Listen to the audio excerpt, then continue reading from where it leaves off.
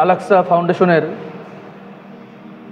পঞ্চম প্রতিষ্ঠাবার্ষিকী উপলক্ষে আজকের এই আয়োজিত অনুষ্ঠানে সম্মানিত অতিথিবৃন্দ এবং আমার সামনে উপস্থিত সকল সদস্যবৃন্দ, আল্লাহ পাক রব্বুল আলামিন এমন একটি মহতি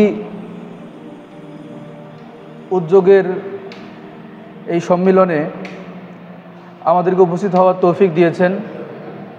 এর জন্য আমরা শুকরিয়া আদায় করি আলহামদুলিল্লাহ। যে আল্লাহর রাসূল যেটা বলেছেন অবশ্যই সেটা সম্ভব। আল্লাহর রাসূল যেটা বলে অবশ্যই সেটা সম্ভব। আমাদের হতাশ হওয়ার কোনো কারণ নাই। ইসলাম বিজিত হবেই। ইসলামী সমাজ ব্যবস্থা, রাষ্ট্র ব্যবস্থা সারা পৃথিবীময় ইসলামী সমাজ কায়েম হবেই। আজকে হোক কালকে হোক, একদিন না হবেই। আমি সেই কাফেলায় শরীক থাকি বা না থাকি অবশ্যই হবে। যদি শরীক থাকতে পারি আমার সৌভাগ্য, যদি শরীক থাকতে না পারি আমার দুর্ভাগ্য।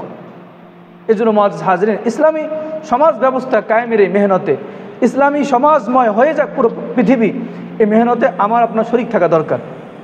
শরীক থাকা দরকার। এটা তারই একটা প্রচেষ্টা হিসেবে আমরা মনে করতে পারি আল-আকসা ফাউন্ডেশন, যেন একটা সমাজ ইসলামময় হয়ে যায়, একটা সমাজে ইসলামী কর্মধারা চালু থাকে, সমাজে একটা ইসলামী চেতনা জারি থাকে, তারই একটা কর্মধারা মনে করি আমি এটা। এই সংগঠনের সাথে আমরা যুক্ত হতে পেরেছি, এই জন্য আমাদের খুশি হওয়া উচিত।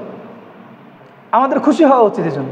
এবং আমি এখানে আসতে পেরেছি বিভিন্ন সময়, রকি সাহেব আপনাদের অনেকেই আমার সাথে যোগাযোগ করেন, এই জন্য আমার খুব ভালো লাগে।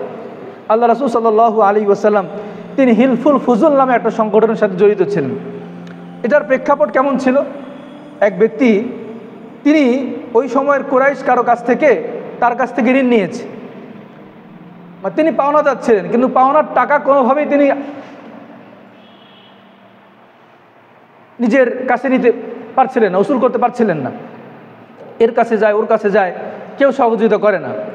তারই দুরবস্থা দেখে কয়েকজন ব্যক্তি তারা সউদ্যোগী হয়ে বললেন যে আমরা ওই ব্যক্তির টাকাটা উদ্ধার করে দিব। বাস টাকাটা উদ্ধার করে দিল। এরপর তারা এই মনোবল ব্যক্ত করলেন যে এখন থেকে আমাদের সমাজে যেই কোনো অত্যাচারের শিকার হবে, নিপীড়নের শিকার হবে, দুর্ব্যবহারের শিকার হবে, আমরা তার পাশে গিয়ে দাঁড়াবো। রাসূল সাল্লাল্লাহু আলাইহি ওয়াসাল্লাম ওই সংগঠনের একজন সদস্য ছিলেন, নেতৃত্বে ছিলেন না, সদস্য ছিলেন একজন। তো আল্লাহ রাসূল সাল্লাল্লাহু আলাইহি ওয়াসাল্লাম পরবর্তী জীবনে বলতেন, ওই মক্কার ওই সময়গুলো আমার কাছে এতটা প্রিয় ছিল, অসহায়ের পাশে দাঁড়ানো, দুর্বলের পাশে দাঁড়ানো, অপসংস্কৃতি, অন্যকে হক না দেওয়া, এটা একটা অপসংস্কৃতি না? অপসংস্কৃতির বিরুদ্ধে দাঁড়ানো আমার কাছে এই সময়টা এত প্রিয় ছিল। এখনও যদি হিলফুল ফুজুল নামে কোনো সংগঠন আমাকে ডাক দেওয়া হয়, আমি সেখানে শরীক হওয়া নিজের জন্য আনন্দের কারণ মনে করব। এই জন্য মুআজ্জিজ হাজরিন, আমরা এমন একটা সংগঠনে জড়িত হতে পেরেছি, আমরা খুশি হওয়া উচিত এবং দৃঢ় মনোবল ব্যক্ত করা উচিত। যতদিন এই সংগঠন থাকবে রাখার চেষ্টা করব, ইনশাল্লাহ আমরাও সাথে থাকবো তো ইনশাল্লাহ ভাই।